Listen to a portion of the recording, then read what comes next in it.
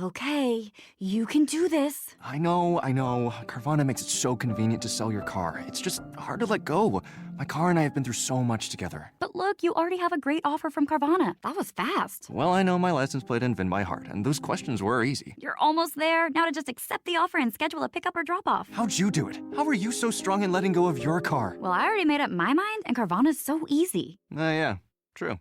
And sold. Go to Carvana.com to sell your car the convenient way. We're excited to announce that our very own podcasting platform, Zencaster, has become a new sponsor to the show. Check out the podcast discount link in our show notes and stay tuned for why we love using Zen for the podcast. You're listening to the Archaeology Podcast Network.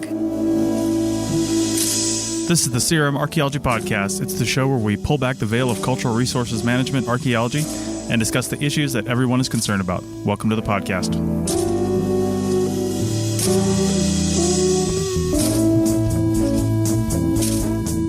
Hello and welcome to the CRM Archaeology Podcast, episode 210 for March 10th, 2021. I'm your host, Chris Webster. On today's show, we talk about planning for fieldwork and field schools in the supposedly post-COVID era of 2021. So grab your mask, shovel, and hand sanitizer, otherwise known as your new dig kit, because the CRM Archaeology Podcast starts right now.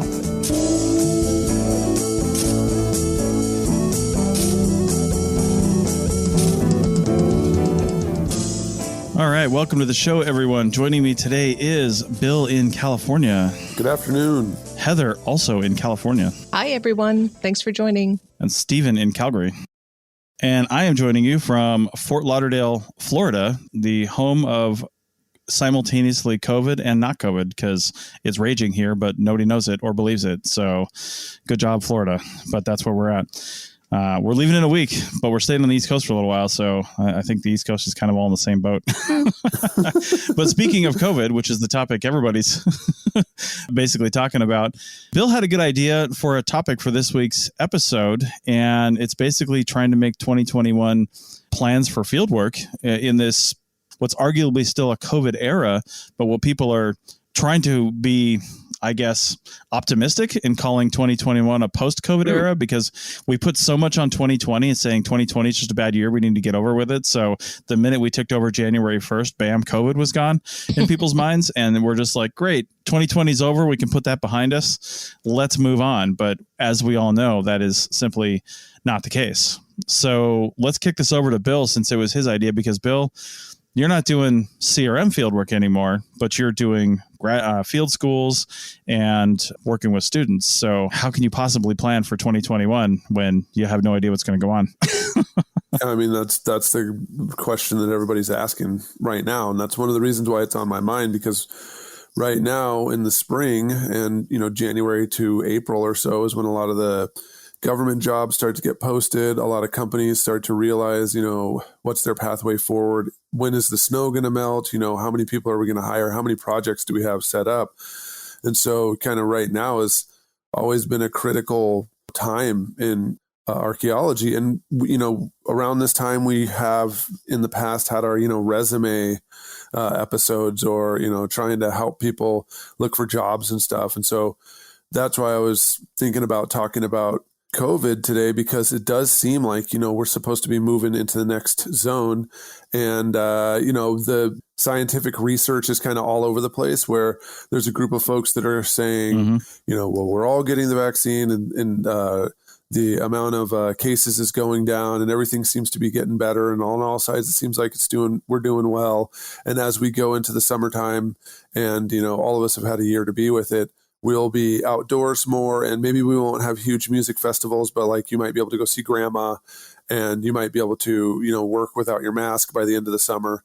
And then when the winter comes, it's going to be all of us going back indoors. And those of us who didn't get a vaccine or chose not to might get sick, or the variants might come back or everything. But no one's predicting that it's going to be as bad as this last winter. However, no one has come out and said live, yeah, we're not going to shut everything down again if cases start rising. I mean, are we all still going to be watching the COVIDometer and checking to see if our state is going into red or orange or whatever, And so it reminds me of kind of the early days when we're talking about that, as when they had the TSA travel thing, right? Like right after 9/11, when you would look on there and it would say, travel is red, or the odds of a forest fire, that thermometer you see when you go into the forest, and it's, the fire danger is red, the fire danger is yellow, So are we going to live our lives looking for the COVID thermometer or whatever? I mean, there's just a lot of questions.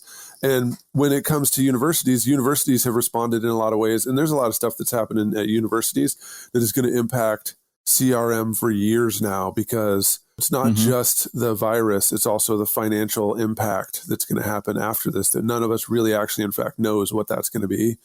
But one thing I know is we've got a cohort of students that came in 2019 and 2020 that didn't get a field school. It doesn't look like most field schools are coming up in 2021. So it's kind of like, how are these students, they've spent half of their college with no field school, how are they going to get hired by companies who all seem to look for folks who have, field work? Is there going to be any kind of, acknowledgement of that?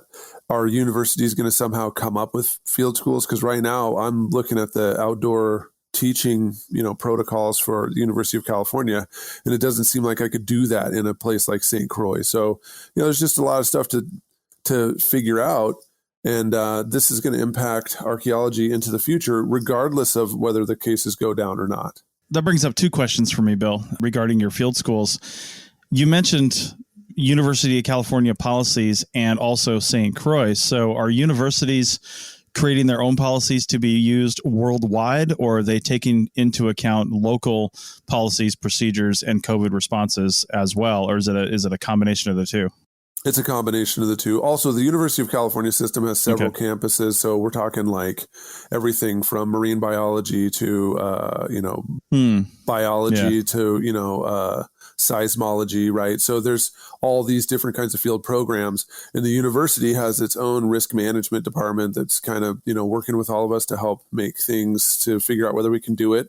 And in the case of field school, it's kind of one of those summer courses that, it counts a lot for us teaching students and all that stuff, but it doesn't actually, it's not, a requirement most of the time of graduation. So it's not really like a curriculum type thing. But in some of these other ones, like, wildlife management or forestry or something like that, a lot of times these graduate programs, like, you have to actually go out. You have to go out and do stuff. And there's classes that are held outdoors at some kind of research facility. And it's like, your career is really constrained by not going out and doing those field programs. My other question related to that was, as far as policies and procedures go, I'm interested in the conversations that may or may not be taking place amongst you and your other academic colleagues, or even around the country in academic circles around field schools, because it seems like, as everybody knows, we've been traveling around the country since June, and we've noticed different procedures. And obviously, as we've gone through 2020 and onto 2021, things have changed in places, but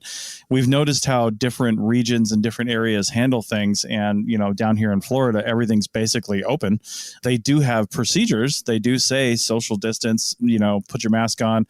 We saw signs going past outdoor seating restaurants that say stay 6 feet apart, but their tables are 3 feet apart. So I'm not sure how that works. But my point is, people seem to be trying to come up with measures to have, quote, business as usual, life as normal, but have these COVID procedures in place. So what are the conversations centered around having a COVID safe or virus safe, in whatever way you want to look at it, field school? What are some of those tactics that are being developed? Yeah. Sure. I mean, there are organizations. I know that the folks at Montpelier, they had a socially distanced field school. And I can't remember where they get their credits through. I'm sorry, I don't remember what university. It's an accredited field school, though, and students do get college credit. And they have all the protocols set up, and they actually went through them all in the summer of 2020. And they're one of the ones that I see advertising that they're going to have field school in 2021. And I actually believe it, for several different reasons. First of all, it's in the United States, right? So if you're a student in the United States and you're taking classes through another student in the United States, or through another institution in the United States, you're familiar with that system. For example, if you get sick, our system is set up for your insurance, right? Like a lot of times you speak the same language. And so it's not as hard for you to get to a hospital. In the case of Montpelier, they have all these protocols. Students are really, they're staying by themselves in their own lodging and stuff like that. They're socially distanced there at the site. I mean, you don't get the same communal hanging out for lunches and dinners and stuff necessarily because they have distance rules, but they're keeping things apart there. And then students are living their lives at their lodging, and, you know, they're not supposed to go out and party or get too crazy or anything like that. So in that case, I think they're going to move forward, but I keep seeing advertisements for other field schools in other countries, and I'm shaking my head like, you know, some of these countries actually, in fact, have a prohibition on people from the United States coming in. And these kind of developments are happening in real time. They're not, nobody started way back in March and said, no one from the United States can come to our country because of the pandemic, right? They all were kind of like, okay, well, you can come if you test negative. No, wait a minute, we're having too many cases. Okay, so now it's changed so that you have to quarantine for 14 days. No, wait a minute, now you have to test, and then you have to test when you get here, and then you have to quarantine for 14 days. Oh, wait a minute, no, now people from these countries, South Africa and other locations, they can't come. And it's like a constantly moving target.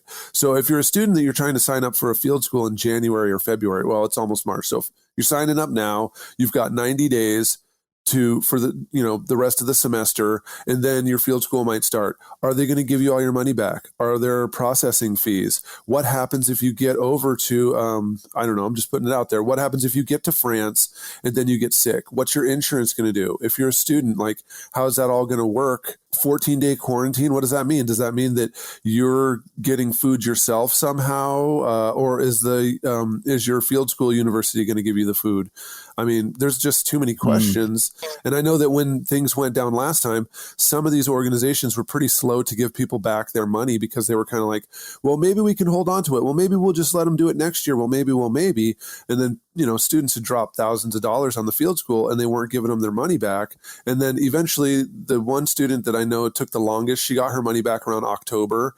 But there's other students I know that I never found out if they got their money back. And then also the registration fees. So, you know, how are they going to keep you safe when you go to another country? Are they even going to let you in that country? Do you have to show up 2 weeks early? And then when you come back, are you going to have to quarantine in Miami or Cleveland or something like that because your plane got in that city and you got to sit there for it's just too complicated for those kind of field schools.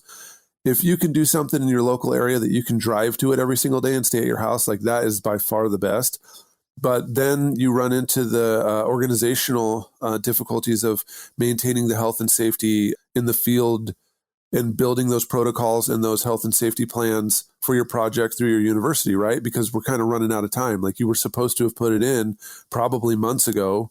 If it's like any other university, it'll take months and months for them to vet that plan. And then, you know, by that time, whatever county California has fully opened up, and it doesn't even really matter at all anyway, but they didn't let you do the field school anyway, so you couldn't make any of your reservations. Because we have to plan so far out in St. Croix, like we start planning that thing in January for people to come in July. Wow. That's the only real way that we can get enough lodging, that we can make sure that people have plane tickets, that we can review students and all this different stuff. So, you know, December, January this year, things were just so crazy. We just decided not to do it. And then last year we had already chosen students and, you know, said that they had been added to the fellowship and all that stuff. And then we had to just cancel it. And those students did not get their summer stipend. We didn't go to the field, and like, it was just kind of, it just kind of like faded away. So we're hoping that 2022 we can do it, but we don't know. I have a potential solution. I think it's time to usher in internships, even, you know, more so than we did in the past. The typical manner of getting experience has been, you know, you're in your undergrad and you take a field school, or you take a field school right after undergrad so that you can get experience. And for somebody who hires in the CRM world, I actually much prefer hiring people that have actually gained experience through an internship and have experience excavating, doing field work from a CRM perspective. It's not all that helpful for me for somebody to have a field school on their resume. It's great. It's better than nothing. But to have a field school on their resume from Greece or anywhere in Europe, it's not as comparable to the skill set that I need to have a newly hired employee hit the ground running with some minimal training on how we do things specifically as a company. And so I think this is a really good opportunity for universities to team up with CRM companies and actually have people, you know, these students get really practical experience. Yeah, I definitely want to talk to Bill about that because I can see some notes here. I have a professor that's willing to work with me right away. Yeah. Awesome. Yeah. And I will say, we've worked and then I'll push it over to Bill, but we have been working, my company, we never stopped. We never missed a beat. We put our COVID protocols, which were very extensive. Like I worked on it immediately. We created a really well-oiled machine right away because we just couldn't afford to not. We have some really big companies that expected us to move forward and not stop. But at the same time, we wanted to keep our employees safe. That's really important to us. And that's not just, we don't just say that in word, we actually do that in deed. And so we haven't had anyone that has caught COVID through field work at all. The closest thing we've really gotten is if they're monitoring a construction company and somebody on the construction crew caught it at home. They happen to be on the site at the same time. And so to be cautious, we've quarantined them or we've had them test before they go back out there, but we haven't had anyone catch it. And we've been working nonstop in some really large projects, data recovery at every sort. So Bill, go ahead. No, that's amazing. And I think that's killer that you had those protocols in place and that you were able to do work. I mean, going forward, which maybe we should talk in the next segment about this, these health and safety protocols that used to be kind of cowboy, Wild West, just do whatever you want, the kind of life that we were living when we first started doing cultural resources, that might be fully dead. I think COVID might have just killed that kind of just freewheeling field work thing for good, which I think that's good because there's a lot of archaeologists walking around with broken backs and crippled arms and stuff like that from doing too much work when they should have listened to their body. So, we could go on to that. But I, for one, for the longest time have been trying to connect with cultural resources companies, try to do as much. One of the things that I realized right away is that field school is great, but that's like 6 months for 12 young people to go and do archaeology. That is totally cool, but you're going to have to learn a lot more stuff to work for a cultural resources company. So one of the things that I've been a long time asking cultural resource companies is what could I teach in the class that would be transferable skills to the field? And so kind of learning how to do short technical writing. A lot of my classes, there's always some kind of short writing emphasis that's really heavy on the grammar and the technical writing and using logic. And then heritage law is always wrapped in every single class. And, students who have taken more than one class of mine, they'll definitely see where I'm headed with all of that stuff. But the missing piece is actually having students work remotely or, in a lot of ways, just basically being vetted by local CRM companies, because there's a lot of stuff that students can do in the time that's not field work, that's not a field school, that will help them get familiarity with CRM, and the company will be able to get familiarity with the skills and abilities of that student. Okay, well, that is a great place to take a break, and we will be right back and keep talking about this and maybe get the Canadian perspective on the other side back in a minute.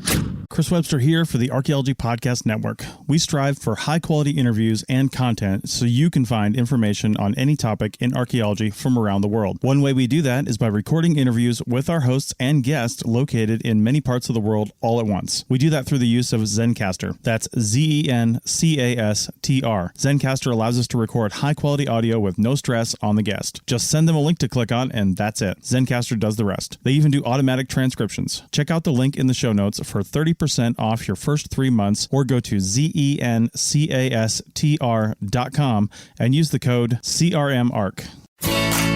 Looking to expand your knowledge of X-rays and imaging in the archaeology field? Then check out An Introduction to Paleoradiography, a short online course offering professional training for archaeologists and affiliated disciplines. Created by archaeologist, radiographer, and lecturer James Elliott, the content of this course is based upon his research and teaching experience in higher education. It is approved by the Chartered Institute for Archaeologists as 4 hours of training. That's in the UK, for those of you that don't know. So don't miss out on this exciting opportunity for professional and personal development. For more information on pricing and course structure, visit paleoimaging.com. That's PALEO imaging.com, and look for the link in the show notes to this episode.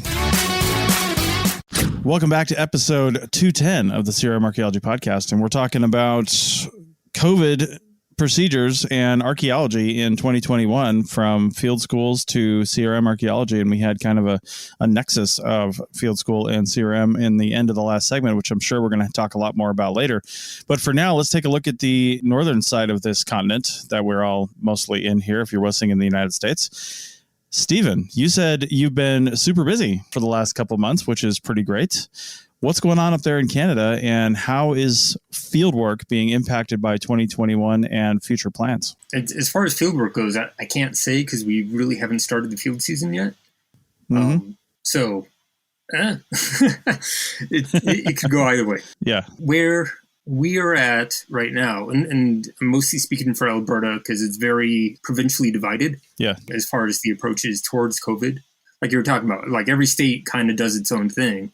Right now, while we're recording, Alberta has like a 4-step plan of opening up, and it's kind of based on numbers, like how many people are in ICU, how many people, how many new cases per day there are, stuff like that. Like, so they came out with a plan of some sort that has like actual numerics touched to. I can't really say whether or not it's a good plan. I think that for some people it's very disappointing because they're not really on the list.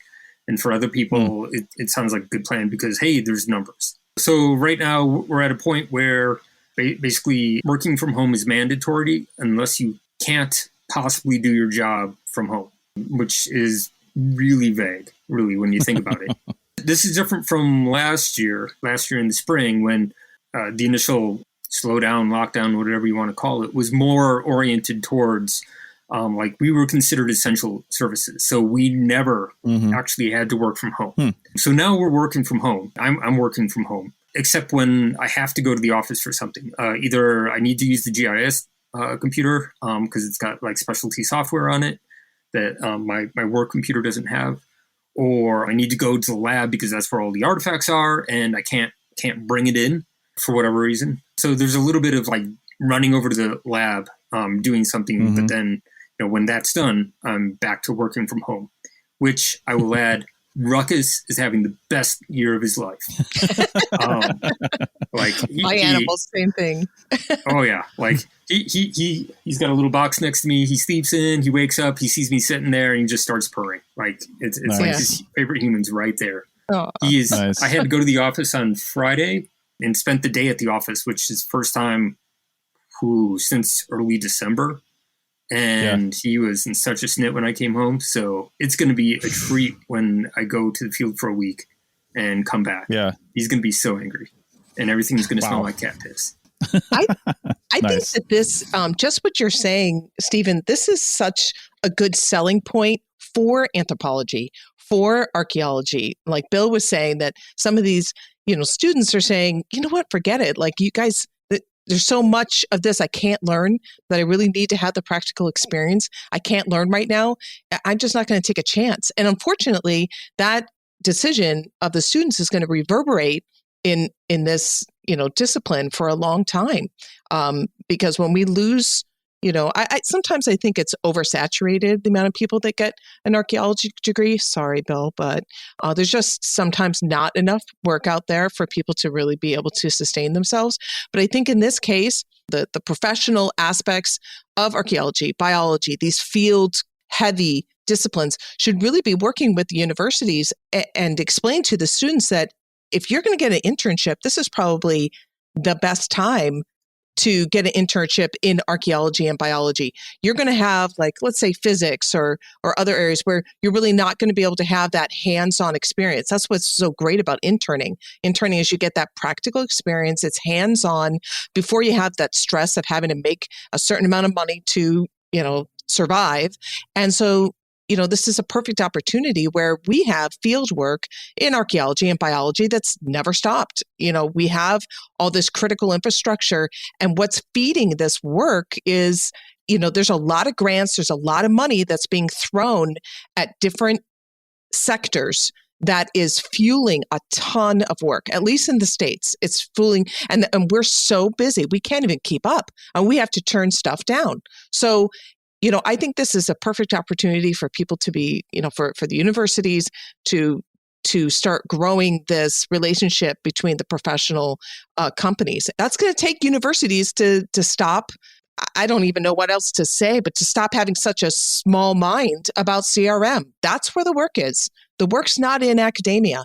There's very few spots in tenure positions, and more now, these R1 schools and the larger schools are hiring adjunct professors. Those tenure tracks are a lot, fewer and far between. And CRM, if you want to make money, I make more money than anybody who ever taught me, through undergrad and graduate schools. That's where the money is in CRM. If you commit yourself and you work hard at it.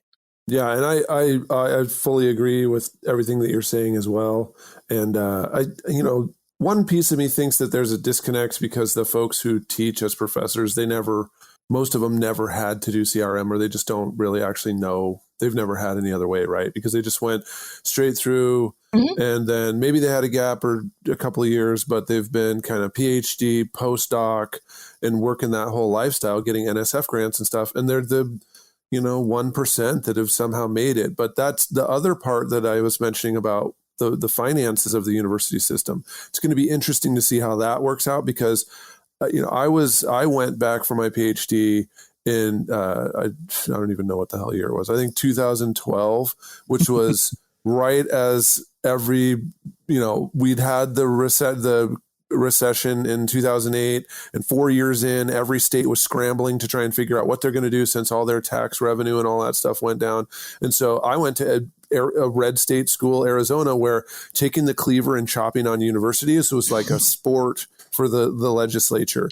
And so, I watched that whole thing unfold, and the anthropology department at Arizona was saved because they had the Bureau of Applied Research in Anthropology that takes contracts with the NSF, or not the NSF, the National Park Service, the Department of Defense, with Native American tribes. And that was what kept me employed while I was doing my PhD, because I was basically doing CRM consulting through the university. And those contracts were covering the constant chops that they were doing to the anthropology department. And, Egyptology and classics and some of the other ones, they were forced to use other methods to try and make up that revenue. So it'll be interesting to see what ends up happening here after this one, because so far things have kind of been propped up by us not really knowing, but also just kind of stimulus packages, right? But we don't really know what's going to happen. We could end up coming into a world where everyone's property taxes are astronomically high. Everybody goes out this summer and buys a vacation, and they buy 2 Dodge Rams and all this stuff on credit. And well, it seems like everything's working, right? The states never suffer a bit for money, and then the universities are able to just get rid of all the furloughs and we all just go back to work. But we could also enter a world where they start chopping on universities at a time when students aren't going to universities because they have to work all day and take care of their families and stuff, and universities like in the back burner. And then the university is going to be in a lot of trouble. And if they're not in the position, like you're saying, trying to have collaborations and trying to teach actual, real world skills and collaborate with CRM companies and the National Park Service, I don't know where they're going to get the revenue. Like, I don't know what's going to end up happening. To kind of take this back to the COVID thing, I think the internship idea is really smart, although you do fall into the trap of like businesses, different businesses do things differently. So internalizing the process from one business is not necessarily going to help you out when you transfer to like an actual job with a different business. But for right now, because of COVID, we're busy. We're out in the field, but like having an extra body is not possible. Like, we're trying to social distance. We're having a minimum number of people per truck. We're only in the office, in the lab when, we absolutely have to be. There's no place for someone who like unpaid or paid, but like someone who's there for training, right? Like, because that's an extra space. And how do you maintain like the physical distances of mentorship? For me, this, primarily, I think this is a win-win. It's great for CRM, for somebody who, runs a sector of a larger, medium-sized environmental company. To me, it would allow me to spread out my work and to take on some of these other projects. So it's not about cramming as many people into one project, but being able to take on more projects. And then, it's going to take some organization of making sure that we have experienced people with the interns. But then this allows me to take on more, maybe smaller projects, different types of projects, and to bring the intern in. I don't take interns for free. I pay all interns, period. Our company does, we make a stance on that. So, even by paying them, we're paying them less than what we would if we were trying to just, keep the work going. Sometimes we just don't have enough people. And so we end up having to put somebody at a much higher billing rate on a project. It doesn't work for the budget. So by having an intern or hiring more interns, you can take on more work and you can just make sure that you divvy out your experienced staff in amongst the interns. And so I agree with you. Yes, you had to be careful. I think a majority of this is going to be, focused on field work. The lab, obviously, we still do work in the lab. We are just really careful in making sure that we have the spacing and everybody's wearing masks. And, we have the protocol for in the lab, just like we do in the field. But we have also done we've moved into doing field work outside.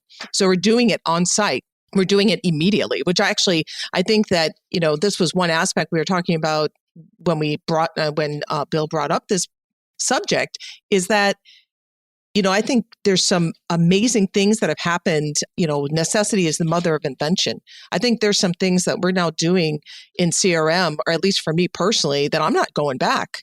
And one of them is the concept of doing the field, some of the lab work in the field. As soon as it comes out, as soon as you recover it, you're doing as much of the work as you can. How many times do we do a ton of field work and then we don't even get to the lab work until months later? And then what the heck?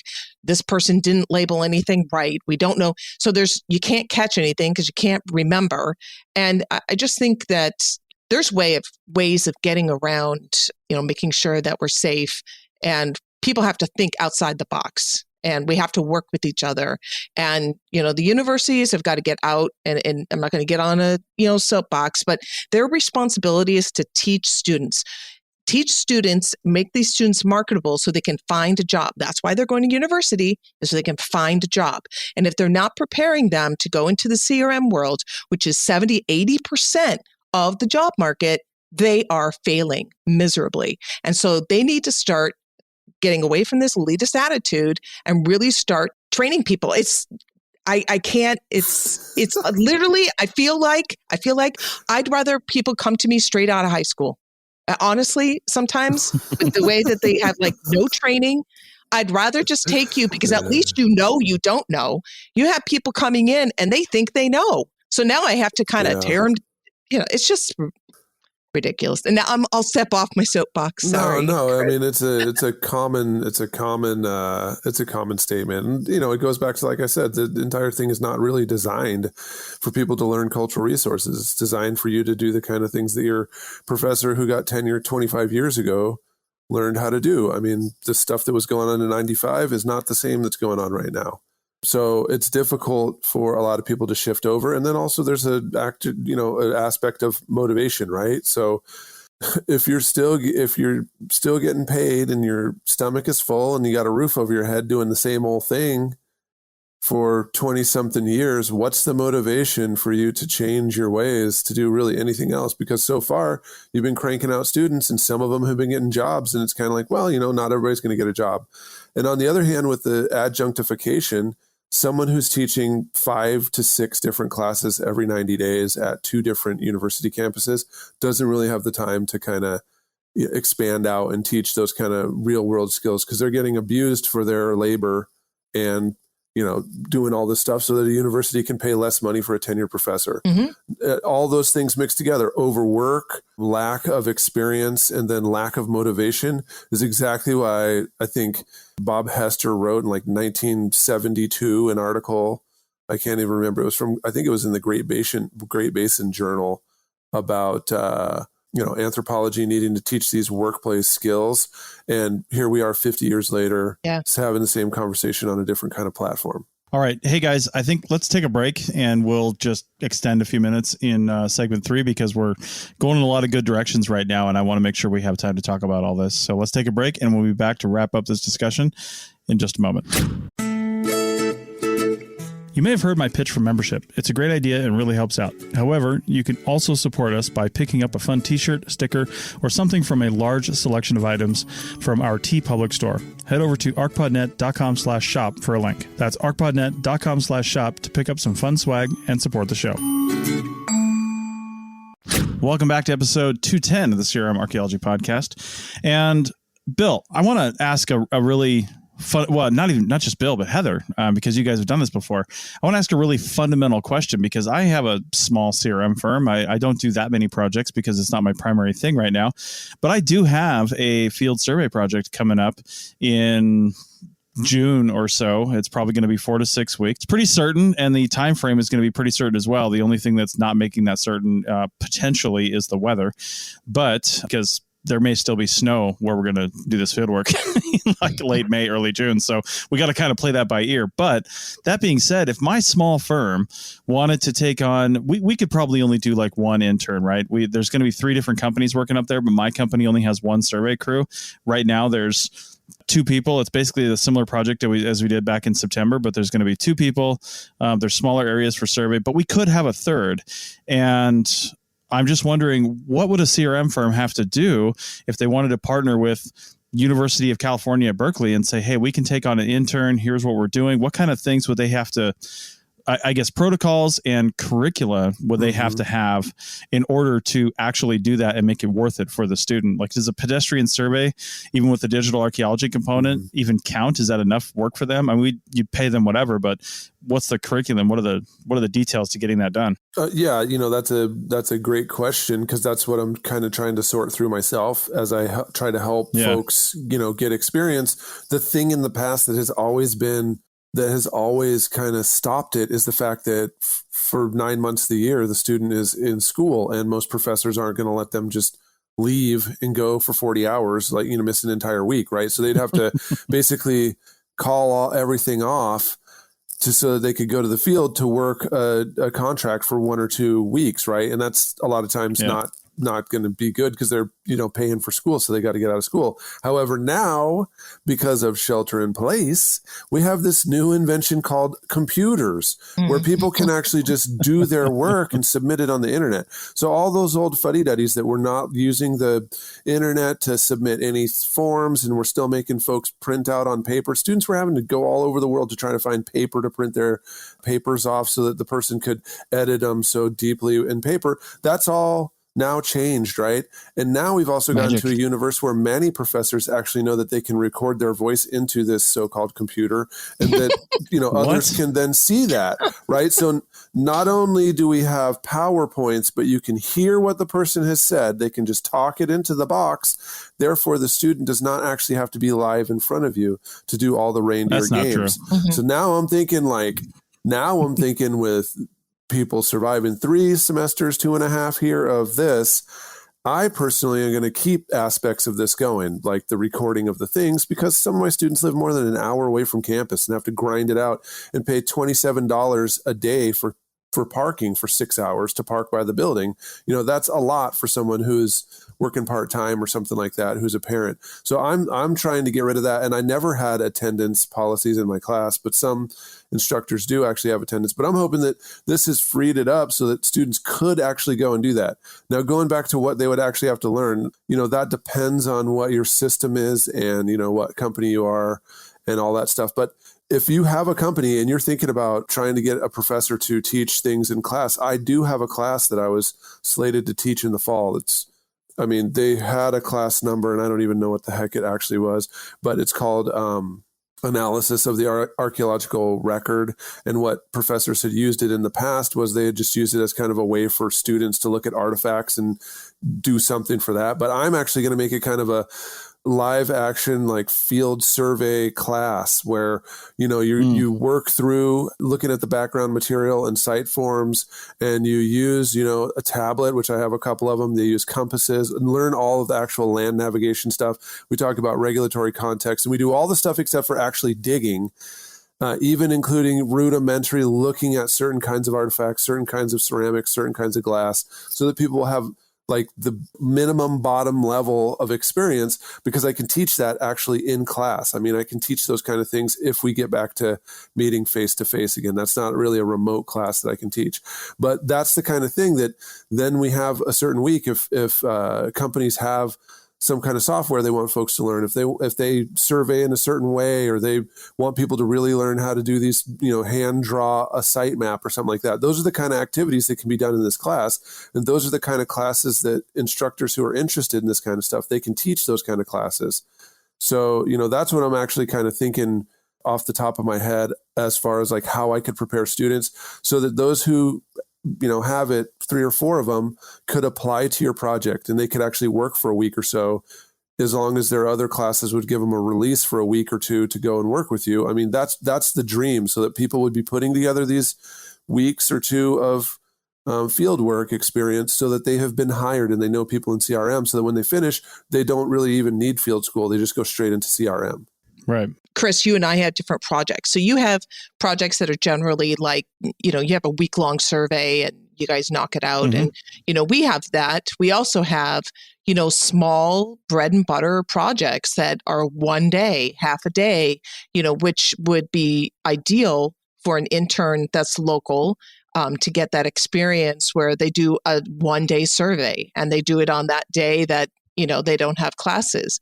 I think for a professor, for a department to maybe look at, here's an idea, just kind of popped in my head as Bill was talking, was that you have, let's say, a suite of skills. And once the student has been able to show that they have experience in a suite of skills, that they could get credit. So the way that might work is, let's say you have a field class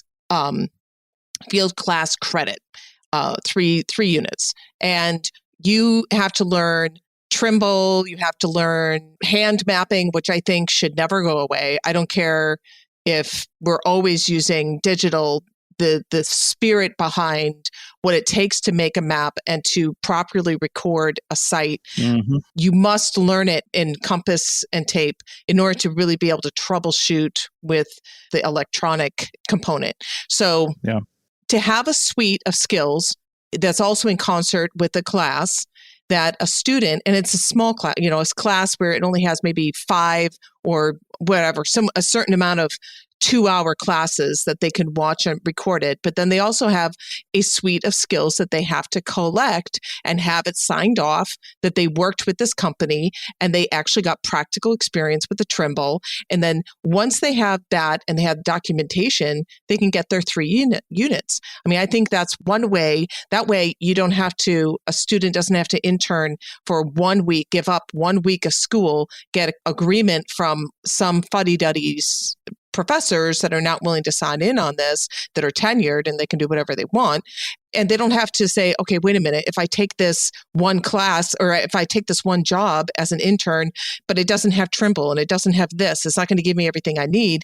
That way they can collect it hodgepodge with different projects. And I don't know, I mean, it's an idea, again, just thinking outside the box. It's kind of a follow-up to that. Do students, and this might be for, Heather, with your experience doing this with your company and Bill, do they need to actually be an intern? Are they looking for credits? No. Is that because can we just hire them? No, can we just hire somebody? I mean, that's what I would aim for. Sorry, Heather. That's what I would aim for, that they just fill out the tax documents. They go through the new hire stuff. Yeah. And they just work, because the other thing about California is, there's a lot of folks that are just in the Rolodex that aren't always, full-time individuals, because they've got a lot of different stuff going on, or they're students and they can only really work during the summer. So companies are really kind of keeping track of folks over years. And that's why it's important for you to get those 1 or 2 day, 1 week projects with a lot of different companies, because you're building up those experience. But even more importantly, you're building your professional network that's going to help you a lot when you graduate. The internship that I think is important, just in word, is that it distinguishes somebody who has a lot of experience and those that are just starting out. So if I hire somebody as needed, I'm thinking that if they wanted to get some unit credit and kill 2 birds with 1 stone, that's why I was thinking, having that suite of skills that they're collecting over time and then turn it in and get their 3 units. But as far as I go, I would hire them as needed. There are projects that require us to have a Secretary of Interior standard archaeologist doing the work. And so by me saying that this person's an intern, I still get that that help and have that extra person that is on a crew, but they're an intern. And so that, excuses the fact that not everybody is yet a Secretary of Interior standard archaeologist. And so obviously I would never put somebody out there that isn't experienced to do it by themselves. I don't do that anyway. I at least tried a couple, but I think that that's probably where the idea of intern. Now, you don't have to call them an intern, but the idea is they just don't have as much experience as the others. Yeah. No, I'm all on board with, bringing students on. In fact, this project we come up in June here, I would love to partner with a school. And, I'm usually when I'm dealing with CRM archaeologists, I want to give them as long a project as possible, right? Because coming from the shovel bum world myself, I'm like, you look for the longest ones possible because it's the best security. It's, oh my God, a few weeks without looking for a job.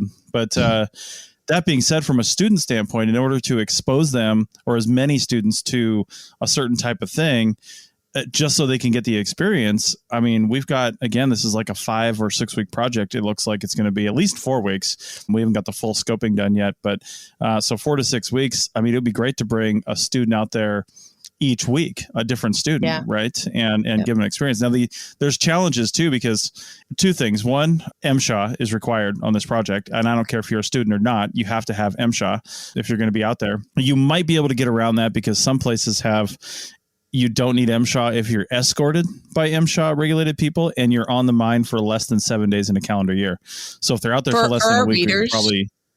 For our net readers, our listeners, you might want to explain. Listeners.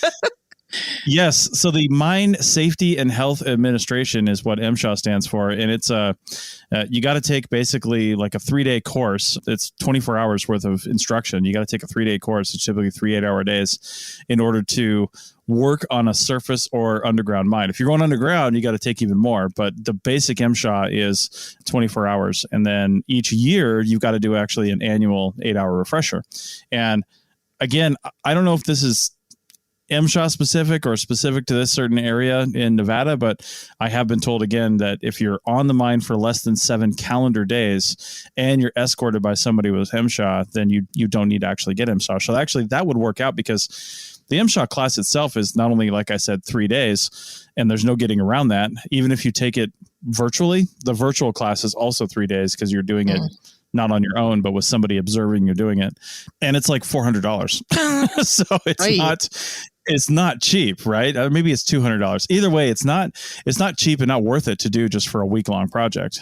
So if we don't need it, then that would actually be really good. Also, I'm not sure I would want to even bring a student out for 4 to 6 weeks because after the first week, they kind of get the idea. They've got some experience. They know what's up and they can move on and go do something else rather than just exploiting them for field survey for 6 weeks. So, well, it's easy. The other thing to remember is that they have, their own jobs and families and all that other stuff. So it's not like they can always just be taking weeks off here and there. Most students, they already have a bunch of other stuff. Yeah. I like dividing it up. I think that's a great idea. Yeah. Yeah. No, we'll have to talk about that because, like I said, I'm more than happy to bring somebody out there and we'll give them the $130 a day per diem and $20 an hour and, give them a decent wage. So even if they're not, think about, I think the idea of doing a field school is awesome. I mean, I wanted to go to Belize. I was supposed to go to Belize, but I had two small children. I was a single mom and I couldn't do that.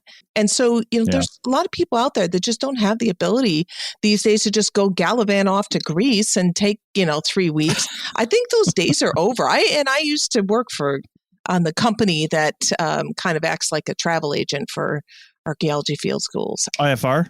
Yeah. IFR, yes. I used to work I didn't know you were working with them. Yeah, Institute for Field Research. Yeah. And so, I think that is, those days are kind of over. Like we needed something a little bit more practical when it comes to field work, something that actually, teaches people, the skills that they need to have. Because a lot of these field schools, they're not teaching the technology aspect that these students are going to need to have when they get into CRM.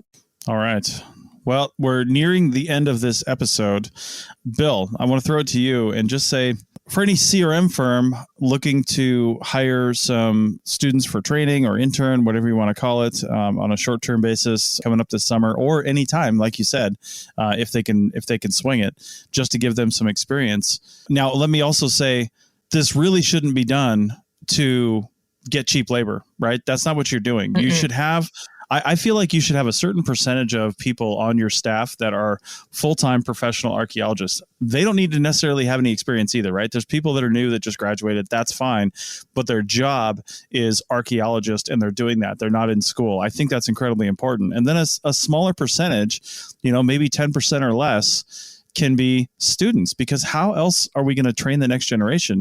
Heather, you spent a long time, and you're not saying anything hasn't thought about a lot of times, that people don't seem to be getting the actual field usable skills in college, any college program, that they really should be getting. There's some arguments both ways around that, but I think you're right. And maybe CRM companies are the place to really get that done, because this is what they're doing. They're doing this. So they should be if CRM companies are going to be complaining about the training, CRM companies should be the one spearheading that and making sure it happens. So what are some really quick things in the last 2 minutes of this podcast that a CRM company can do in order to hire some interns or some students for their projects? Who do they need to contact, and what points do they need to, I guess, take account before they do this? I think there's a million ways that you can do this, but the easiest thing that I think right now in shelter-in-place universe that we live in is go contact your old master's or PhD alma mater and offer to give a 1-hour Zoom talk where you talk for 30 minutes about cultural resources with some kind of bullet points of what someone at the undergrad level, someone at the master's, and someone at the PhD level needs to know if they're coming into cultural resources. Give the talk and then open it up for questions at the end. Now, if you could talk to your old advisor before they announce this whole thing, they should also recommend students fill out their resumes and all their other stuff. And, people who are actually really willing and interested in stuff, be ready, right? So I'm not saying that the student should unload on the cultural resources person with them all reaching out and begging for a job. But I'm saying get serious, right? So you don't have to call and say that you're looking for people and that you have, employment coming up, but just tell students there's going to be someone who really, they do archaeology. They went to your school. They, went to this department, and they're going to tell you the kind of skills and knowledge you're going to need to go into CRM, and to show you're serious rather than just clicking on yet another subscribe, whatever Zoom talk.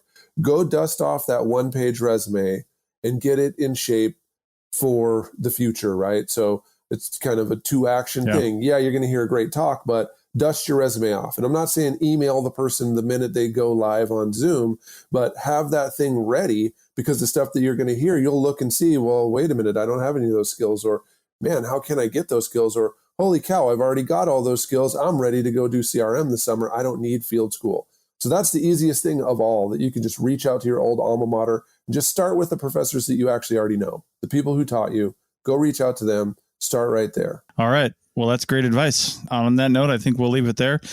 I've talked about this in the past, and I think this is probably a good year to do this, because, like Bill said, people are getting more used to doing things virtually and having that just kind of be the norm. Because in the past, I've approached a few students and tried to get them on this podcast, and it ends up proving to be a little bit difficult, to be honest. But I want to start bringing on like a student, and maybe somebody who's in their first year, like over the summer. Maybe we get somebody who just graduated too, to come onto this podcast as a guest host for 2, 3, 4 episodes, and just not really. So we're going to grill them, and obviously we're going to grill you for the first episode, but after that, just provide your perspective as somebody who's either not ever been in this field before and just have a college education, or has recently graduated and you're just getting some experience. Maybe we'll get somebody this is their second year.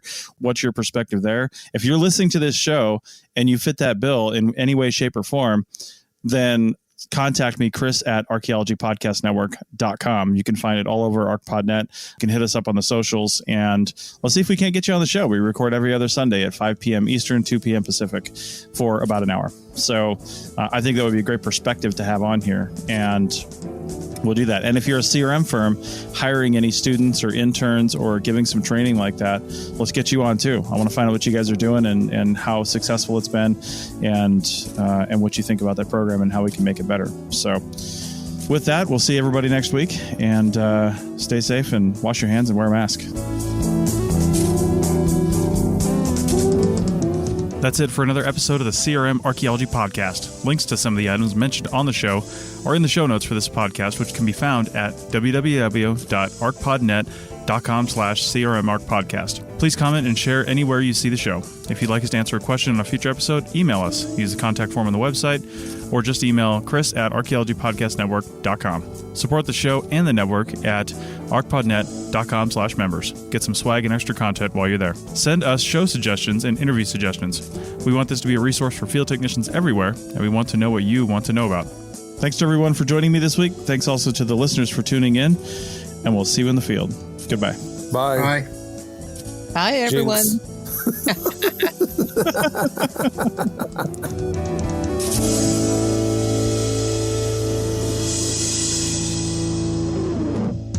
This episode was produced by Chris Webster from his RV Traveling America, Tristan Boyle in Scotland, and the Archaeology Podcast Network, and was edited by Rachel Roden. This has been a presentation of the Archaeology Podcast Network. Visit us on the web for show notes and other podcasts at www.arcpodnet.com. Contact us at chris@archaeologypodcastnetwork.com. Thanks again for listening to this episode and for supporting the Archaeology Podcast Network. If you want these shows to keep going, consider becoming a member for just $7.99 US a month. That's cheaper than a venti quad eggnog latte. Go to arcpodnet.com/members for more info.